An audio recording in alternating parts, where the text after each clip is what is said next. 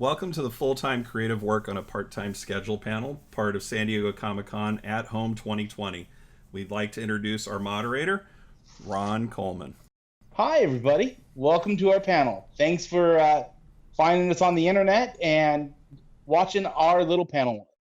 We've got with us today, we've got Shawn Glomus, Marina Wallsinger, Luke Cheeseman, Jim Fry, and Topher Davila.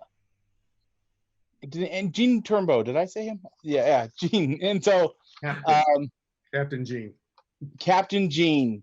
So we're all here today to talk about ways to take a small idea or a big idea and use different mechanisms to expand your part-time work and be able to put out a full-time product. Everyone here has done this in a few different ways, and I'm excited to see what they have to say. So I want to jump right into it. I want to ask you, Topher, what is a little tip you would give at the beginning before we get into anything else, as far as a way for people to increase their productivity? First thing I would say is that don't assume what other people need to know. Communication is always what I'm coming back to, and my angle on that is don't assume what other people need to know.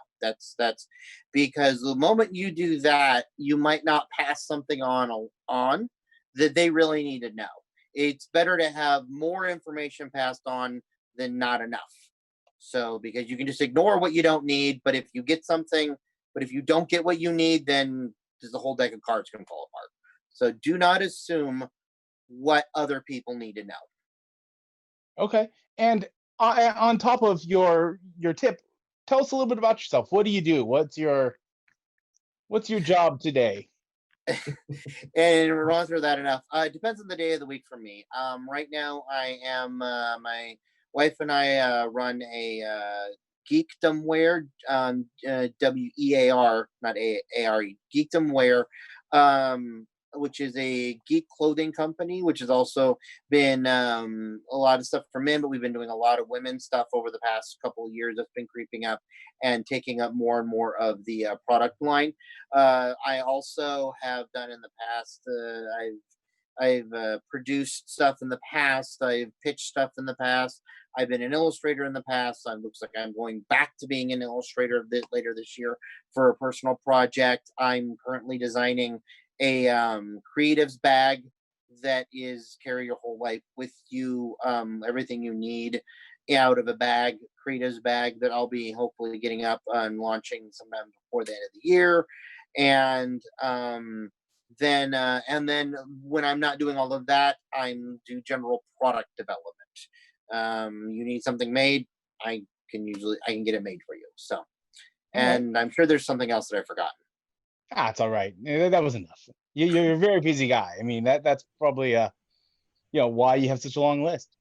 I think next we should talk to the guys from the Con Guy. Luke, Jim, you guys want to introduce yourselves and tell us a little bit about what you do, and maybe have you know what? Because I'm a generous moderator, I'll give you time each for a tip that you can give. Oh, you go first? Well, you're the face right here. So this is my face right there. So actually, both of us kind of fit exactly what the name of the panel is. We both have full-time jobs. I work in communications at one of the studios, and Luke's full-time video producer. But our part-time, on the part-time side, we're a screenwriting team, and we also launched the conguy.com website. Wait. The Con Guy. Just in case you didn't get the branding in the room. We're promoting. Yeah, this. We launched that website, and then 2 years later, we launched, let's see if I can get this one, the scareguy.com, which is the scarier side of the Con Guy. These are both websites that have to do with fandoms, conventions, and all that fun stuff. And that is me. Do you want to introduce yourself? Or? Yeah, and I'm Luke Cheeseman. As you said, I do screenwriting. We're writing partners, and we have these two websites, and we also do a podcast for the website as well that we do, and we're kind of getting into that and doing some press type stuff at conventions and everything, even more so like on camera and stuff. And my key advice going with that is to increase productivity, is to get a team of people, because the more people you have, the more people you get excited about it, the more numbers you have, the more content you can get. So find other people willing to come along the journey with you, and you can definitely increase productivity, and they give new ideas, new perspectives, and you get kind of more of a diverse panel of people giving, kind of representing your brand. That's such a good piece of advice. Like we started the Con Guide because it's something that we're passionate about. And so to follow on his piece of advice, find other people who have similar passions as you, and let them to help you. Because the more you multiply your skills, the more you're able to accomplish.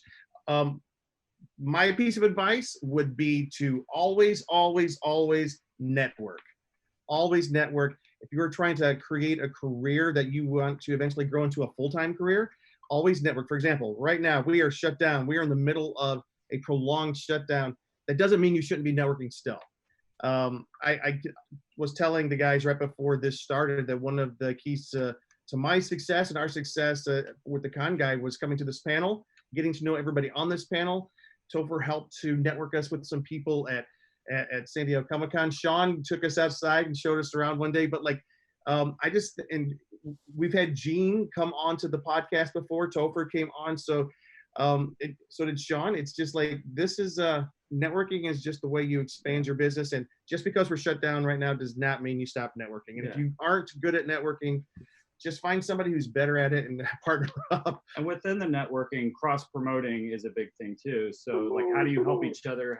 If your brands kind of work together well, you can kind of promote on each other's networks and platforms. Yeah, that's an excellent point. Gene, what do you have to say? And tell us a little bit about yourself too, if you would. Well, I'm the station manager and the founder of Krypton Radio, the world's only full-time geek and pop culture radio station. We've been around a little bit over 11 years now, and we reach 135 countries around the world, and about between 65 and 85,000 listeners every month. I'm also the editor-in-chief of a new science fiction and fantasy publishing label called Helium Beach. You can find Krypton Radio at kryptonradio.com and Helium Beach at heliumbeach.com. And I also have an extensive background in the motion picture industry going back to 1979. I have done everything from props and models and miniature effects to set construction. I can swing a hammer with the best of them. And digital electronics. I've done some of my stuff has appeared in Buckaroo Banzai, Knight Rider, Family Guy, believe it or not. No, not Family Guy. Family Ties. Few decades earlier. Same. Family Guy. Whatever. Yeah. And I've also, just in the last year, I've written and produced and directed and animated my first animated web series. It's called Mighty Aphrodite, the web series. And you can find that at mightyaphroditewebseries.com. Very cool. And we also have one of the elements of our Krypton Radio website is our news page. And we have daily news from around the geeking world. And we have a staff of writers who write all this stuff for us, and the articles draw the people in to read the articles, and they tend to stay for the tunes. And that's how we built ourselves up. And what piece of advice would you give, Gene, about someone trying to be creative and trying to get into this space? That you can't do it in a vacuum. I mean, what the con guys were saying just a minute ago, you can't do this by yourself. You have to do it in the company of others. And that can mean getting other people to help you work on the project so that every critical path doesn't run through you, which is really important because, you might be certainly capable of doing the entire project, but there's no reason you should have to, because you'll make your project so late that no one will care. And then the other side of it is that you will do some of your best learning and get some of your best contacts from other people that are working in the same sphere you are, who are trying to do the same kinds of things you're doing. Work together, be friends, and work on each other's projects, offer to help each other out. You'll get a great reputation in your little niche of the business, whatever business that is, and they will come and help you out on your projects. And everybody's stuff gets better as a result. And you can get your stuff done, and everybody will be excited about what you're doing, and you can be excited about what they're doing, and it all snowballs. So yeah. Yeah. Very, very good. Rana, what do you have for us today? Tell us a little bit once again about yourself. And Sure. So, hey, everybody, I'm Marina Wallsinger. I think of myself as a futurist, trying to create things for today's times and tomorrow's. I'm a kind of right-left brain person, so my projects are kind of a combination of technology and creativity. So in my day job, I have a consulting company, and I work on education technology. I teach digital media online now, so which is tiring. And I have created software for help people get back into the workplace around skills and competencies. So, and that actually bleeds into my creative space, working on web stuff and graphics and things like that. Then I have Renzone, which has been around since 1992. We do music and video production. Right now we're producing a series called Folklore Bites. My partner is my sister, Dr. Heather from Mythbusters, and Heather was the folklorist on that series for a few years. Our latest episode, we are running around doing the folklore behind signs that people are making about social justice and the protests that you see around, and the background, their background, and the reason behind their signs and the meanings. Those are the types of stories that we're going to be working on. And we have, talking about networking, we have contacts all over the world that we'll be doing that series with. So it's really exciting. And so that's super creative, fun for us. And it involves all of our creative skills in music and video, film, storytelling, and graphic arts. So that's a little bit about me. It's been a really different time being online and networking online. So I spend a good portion of every day trying to see like where the world is at and networking with people in those areas so that I can continue to work and provide things that people want. So, and it's been really good. As long as people know you're out there and what you have to offer, you will find people that want your help. And I think that's something that I've been good at. I've learned a lot from the way Shawn does that as well. So I've been doing that. In fact, I'm finding now that more things are online, that there's a lot of things that I needed to update. One of the things I updated is right behind me, my wall, because I'm on Zoom all day. So, you want to have a professional atmosphere. I updated my chair, which is a Batman chair. So sit here all day. I think I saw that online. That Batman chair, I'm giving them advertisement. And I've updated my audio in my studio. I have equipment for not just Zoom, but recording, for producing music, just, a lot of things that have changed since I'm not running around at a college or at a company, but I'm here in this environment most of the time. Today I shot a movie poster. I was really proud of that.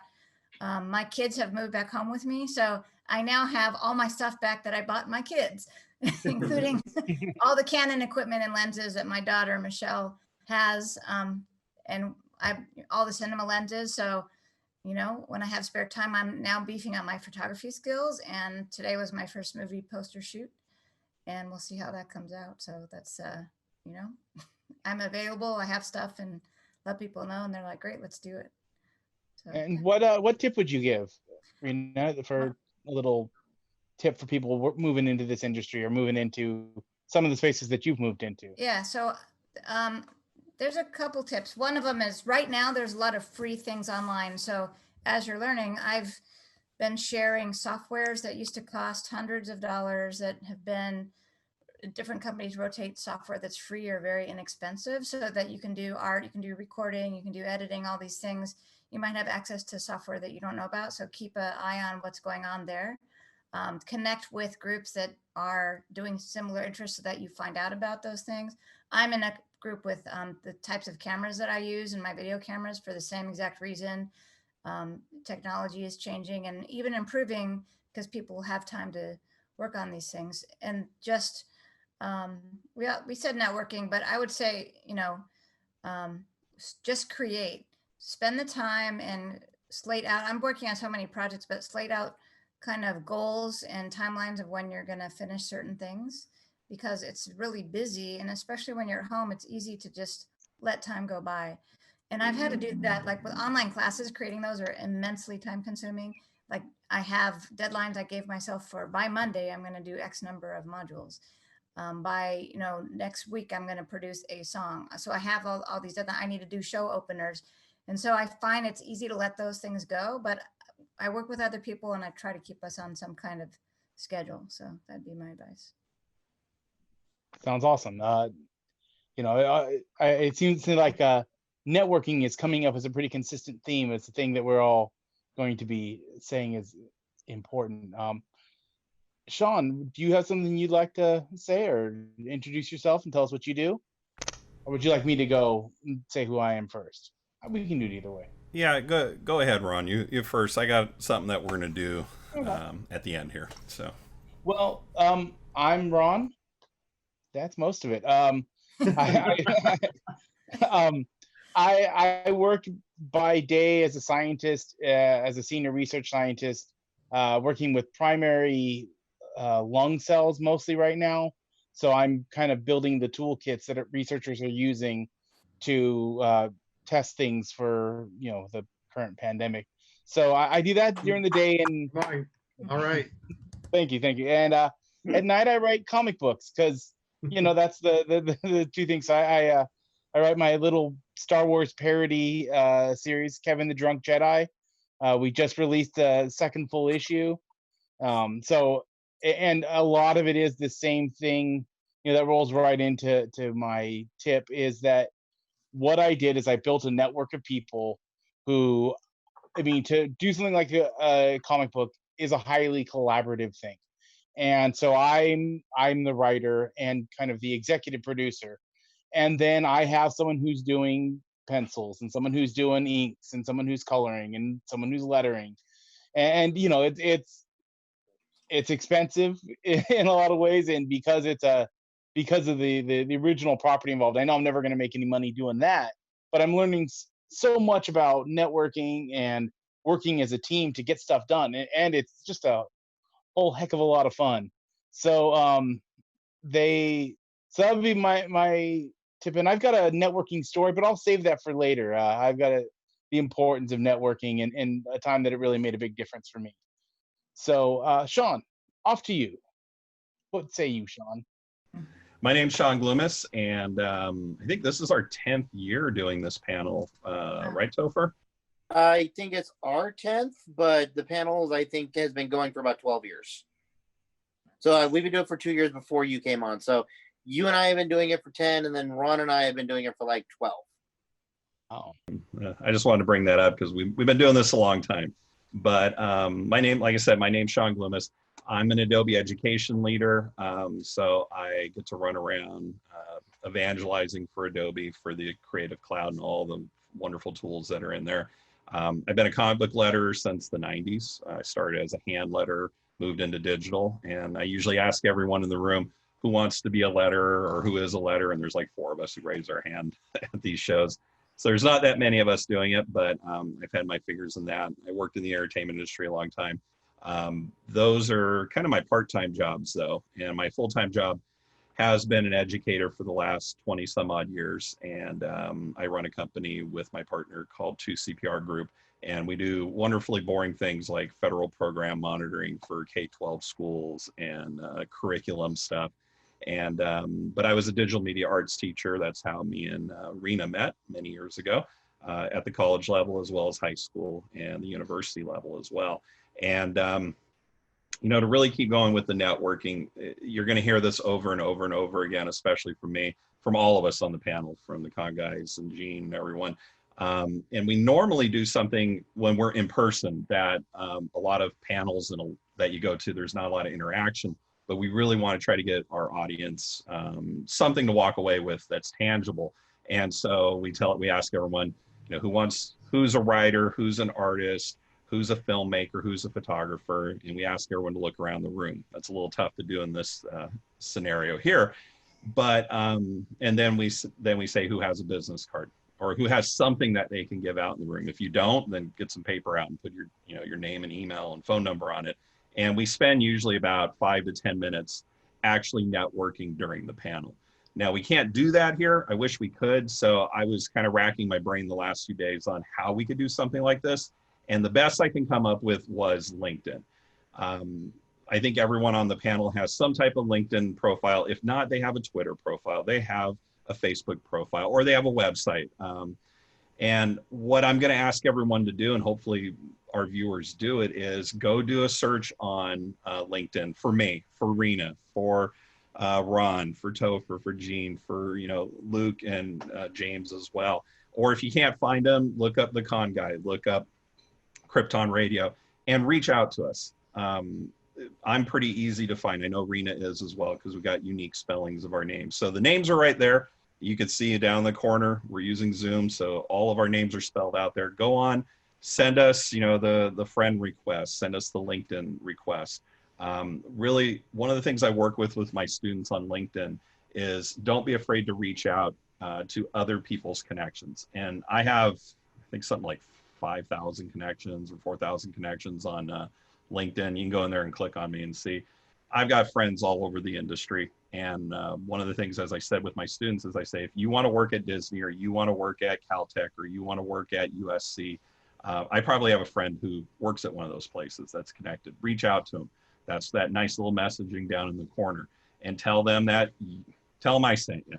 I'll take all the blame. So it's kind of hard to do this now with the pandemic, but I make my students take these people out and get lunch or have coffee or talk with them. You'd be surprised how nice people really are. I think there's this inherent fear to raise your hand. Most people don't like, drawing attention to themselves. But now in the digital world, it's much easier, much quicker. I mean, you can literally copy and paste if you had to and hit hundreds of people at a time. But it's a good first step. It's the closest thing I can say to passing out business cards here. So I'm not going to stop and pause for 7 minutes here, but I really do hope that you spend at least a couple minutes, go into your account, even if it's just Facebook, and find us and connect with us. I think I can speak for everyone on the panel that we'll reach back out. That's why we're here anyway. So that's as close as we're going to get to the business card pass around here. I'll kick it back to you, Ron, on that. I think that brings up an interesting question, maybe for networking in general. Are the days of having business cards and as much person-to-person contact, do you think that those are limited, at least in the near future? I just know a lot of people today might not be comfortable with anyone handing them anything. And so when do you think that comes back? Does anyone have an idea on that? I mean, do you think that this is going to make the change? I wanted to comment on that just because I was just working for an ed tech company that now I'm consulting with, and they didn't even mention business cards. I think that's the first company I worked for full time that didn't use business cards anymore. And they rely on their website, and they also work in the environment of millennials, Jira and Confluence, all these connected applications, Zendesk and Google, the Google Suite. So they rely on like Google, your profile on there. That's more important than, in fact, they told me when they hired me, they had researched all my profiles on my Facebook, my Google, my LinkedIn and all that.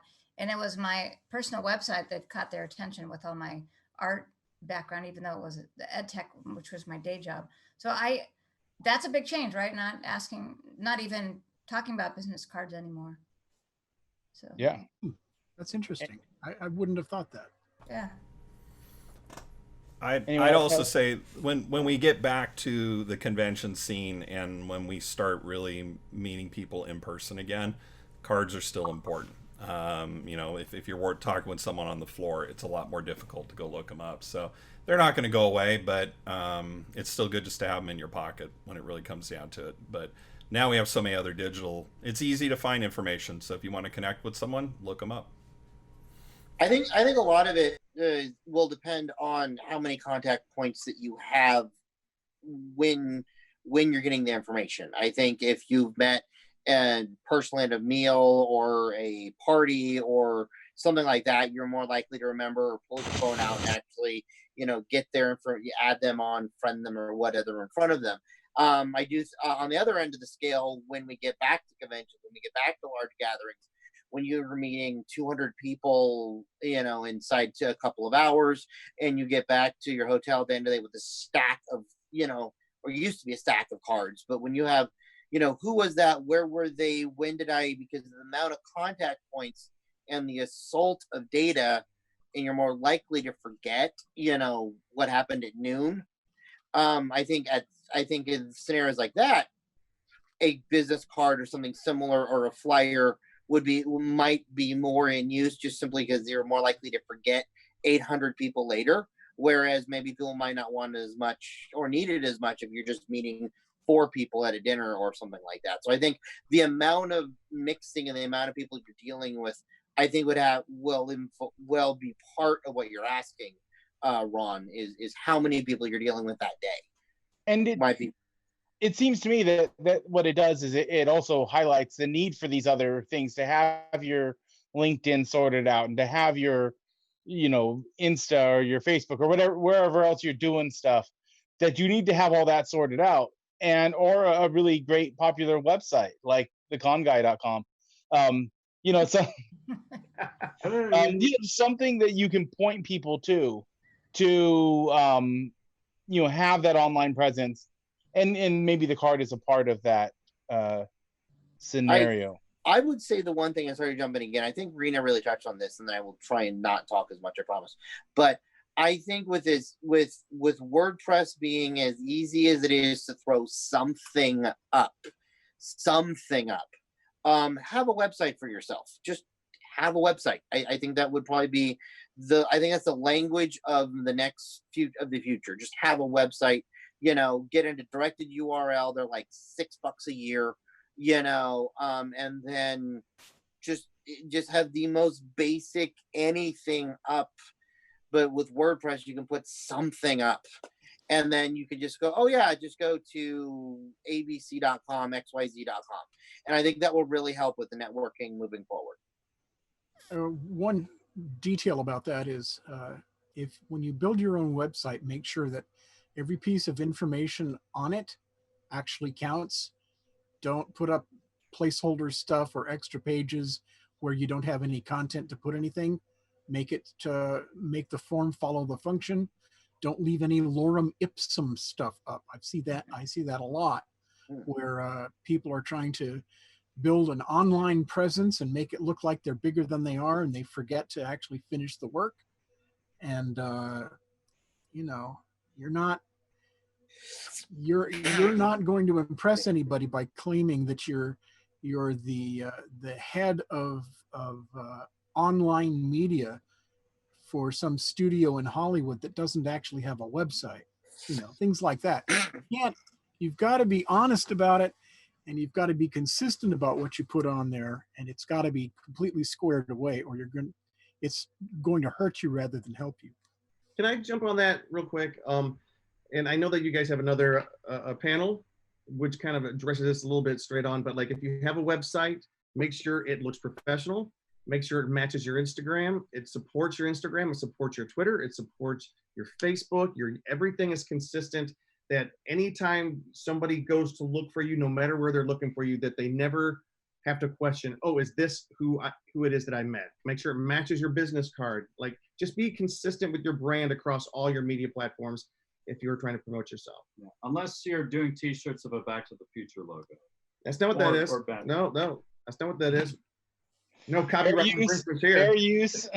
Exactly. We don't. Parody. It's parody.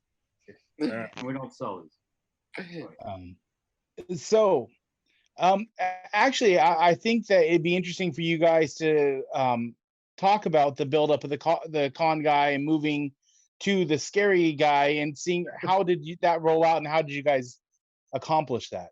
Well, the way it started was we were already going to conventions, and during the last economic downturn we had, myself and some colleagues, we started a boutique communications company, and then we used Luke's services as a full-time video guy. And so we said, you know what, let's build something that we enjoy instead of just always working for other people. And so we built the Con Guy as a way to enjoy the convention scene a little bit more. But then it grew. We didn't have a podcast at first, and we got the podcast probably a year in. The Popcorn Talk network up here in Hollywood, Popcorn Talk and AfterBuzz, great company to work with if you guys are looking to develop a fandom podcast. And they helped to develop us. And then once Halloween came around a year later, we talked to them, and they talked to us about possibly doing something a little bit on the scarier side. And we're not deep dark horror. We're everything that's scary fun. So it's a different kind of horror. We like the fun horror. We like Halloween Horror Nights and stuff like that. So it's basically a way for us to develop what we love, but also develop a way to get on the other side of the table, like we are now, talking with people, networking with people. So the website is, we say it's by fans for fans, but it's also a great way for us to network and meet people like you and grow our career. Because as screenwriters, there's nothing better than going to Comic-Con and these conventions and making these kind of connections. And so that's how the Con Guy grew. And yeah, but as far as the branding with the Con Guy versus the Scare Guy, kind of like how we're talking about keeping universal branding as far as social media goes, we want to kind of keep somewhat of a universal branding, even though they're kind of different things. So like we want to do the Scare Guy and the Con Guy, because the con and the Scare Cons, it is a lot of times a similar crowd, but a lot of times it's different. And it's a little better for us to go into those scare like atmospheres and stuff instead of being like, hey, we're the Con Guy, and being more like, hey, we're the Scare Guy, because that relates more to that audience. And then we're at like the Comic-Cons, even though there is kind of a horror aspect, we can kind of market both. But with the Con Guy, we primarily do that with the con convention. So it kind of is the same thing, same business model and everything, but it kind of just markets better to that audience. And fans, for horror fans, are just the best people, and they are very passionate about it. Like launching the Scare Guy was easier. It was easier to get eyeballs on something that has to do with scary stuff than it was just regular geek stuff. And I'm in the geek field, and that's what I love, but I love the scare stuff too. And but the thing is, like what Luke said, is and this is one piece of advice we would give, is the Con Guy is something we already love. So working in that space wasn't as much work as it was, it was a little bit of effort to do what we love. The Scare Guy, we built it on the back side of the Con Guy. We were already going to these conventions, so it was a way for us to do something we were already enjoying, and we were already at these conventions. So like we wouldn't launch a motorcycle website, because that's a whole other world that, I mean, I enjoy it, but that's not in line with what we're doing right now. So what we decided to do is the websites that we're involved with, it's something that's already in line with the passions that we're pursuing. Otherwise, it would be impossible to find the time to do that. And we could also cross promote between the two. Like we're like Walking Dead or something, we can post on both Instagrams or both websites, and the website still a lot of crossover links to the other. So there's a lot of crossover between them if it kind of fits within both things. So you kind of, in a way, double your promotion. That makes a lot of sense. That's pretty cool.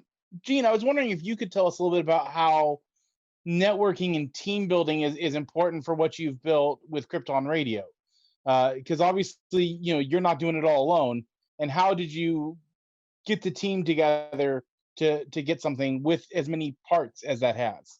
Well,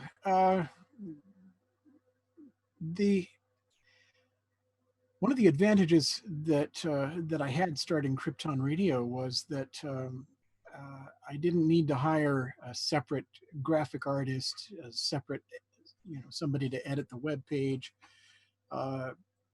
somebody to administrate the server, somebody to design our logo, because I could do all of those things myself. This goes against what I was saying earlier about, not doing all of the things yourself. But what happens is I go to various conventions, and I show up at this panel, and I tell everybody, if you want to do what you do it with other people. And I am ready to help you haul yourself up by your bootstraps. If you want to come work with us, fantastic. And if you're a writer, I'll even pay you.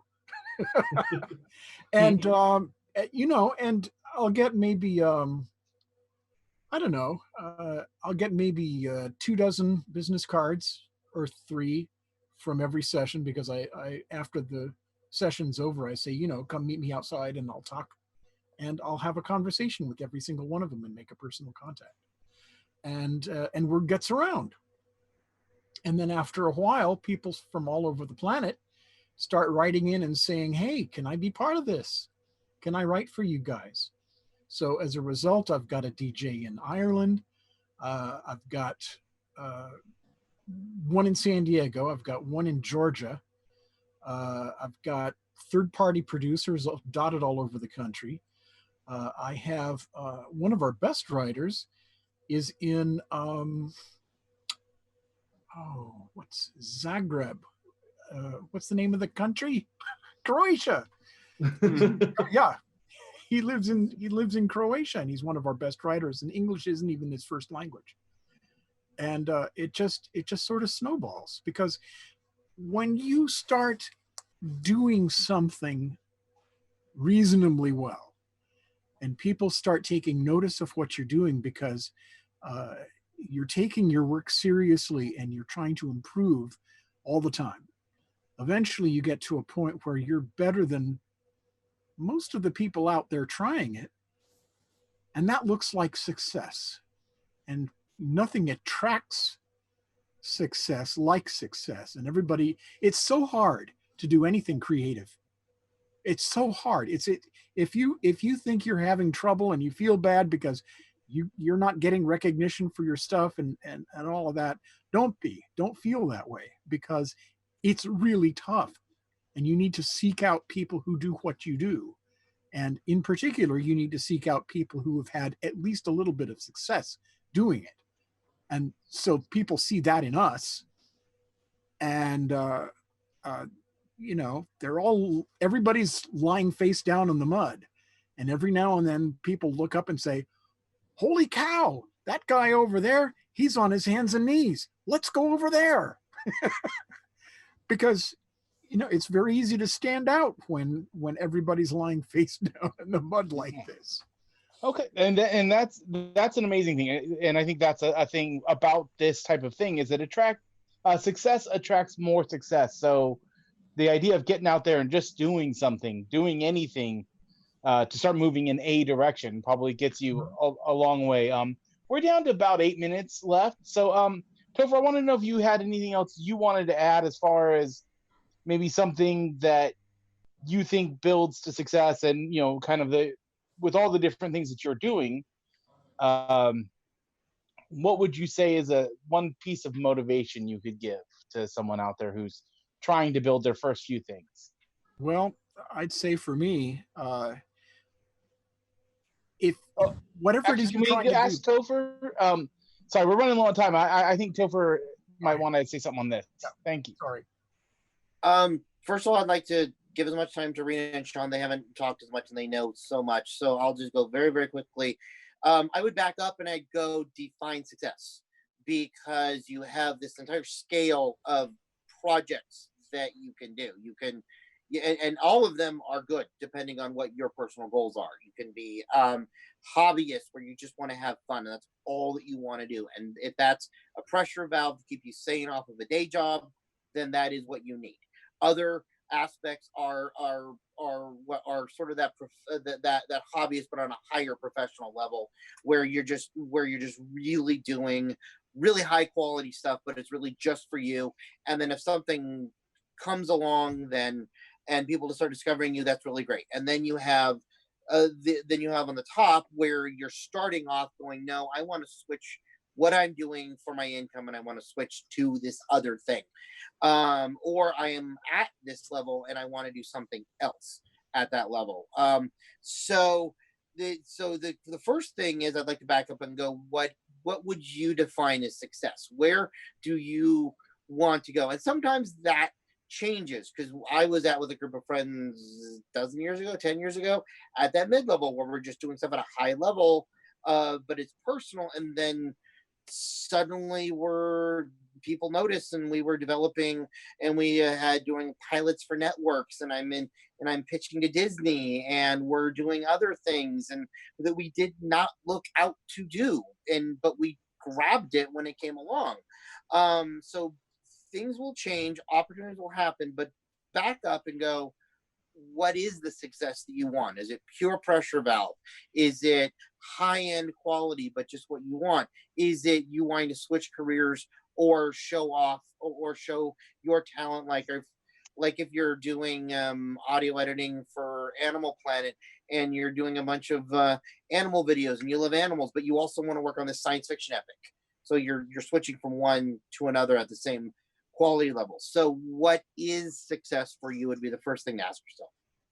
Excellent. Shawn, do you have something, you know so much. Is there anything that you would like to leave us with in the last 4 minutes?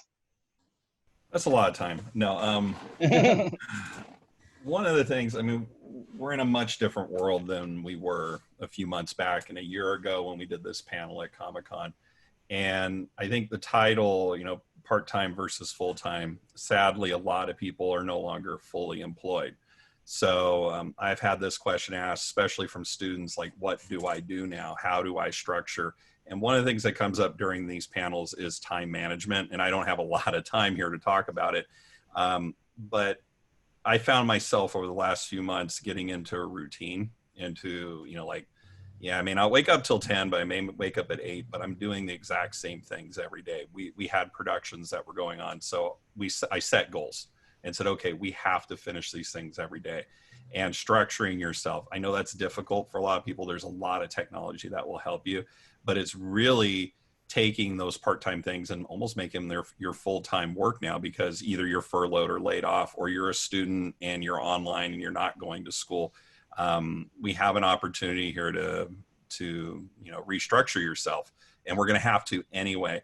And another thing too that's come up in past panels that I really want to kind of drive home, especially with what's going on right now, is when we ask the crowd and say, hey, how many of you are an artist or a writer or a videographer? And then we have people come up to and ask questions. They say, I want to be a videographer. I want to be an artist. And it's like a chalkboard to me.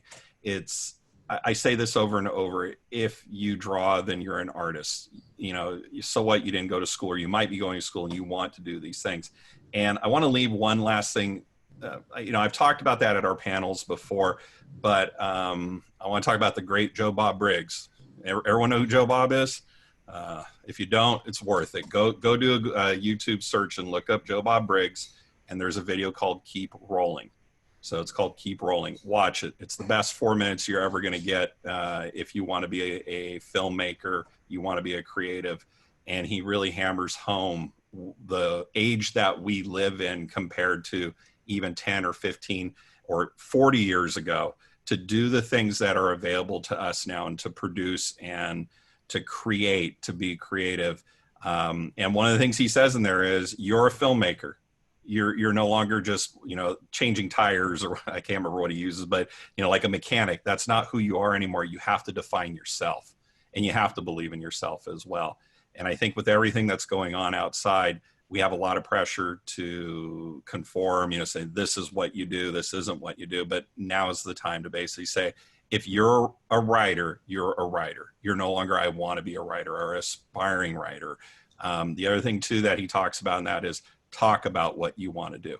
Yes, people are going to get bored and they're going to say, oh, you're still working on that movie, after 10 years. But that's how things get done. They don't happen overnight. I wish they did. We'd all be millionaires and doing whatever we want, but things take time. and time management, getting back to just shaving out 10 minutes a day, 15 minutes a day. And speaking of time management, I think we've got to get going. And so, I mean, sorry, Rena, I can't get back to you on this. I think we're out of time. So I just want to say, yes, get in touch. Yes, and thank you everyone for watching this video. Thank you for hanging out with us. Wash your hands, take care of each other, and if you have friends or relatives who are isolated, be sure to contact them and make sure that they're doing okay. Thanks a lot. Bye.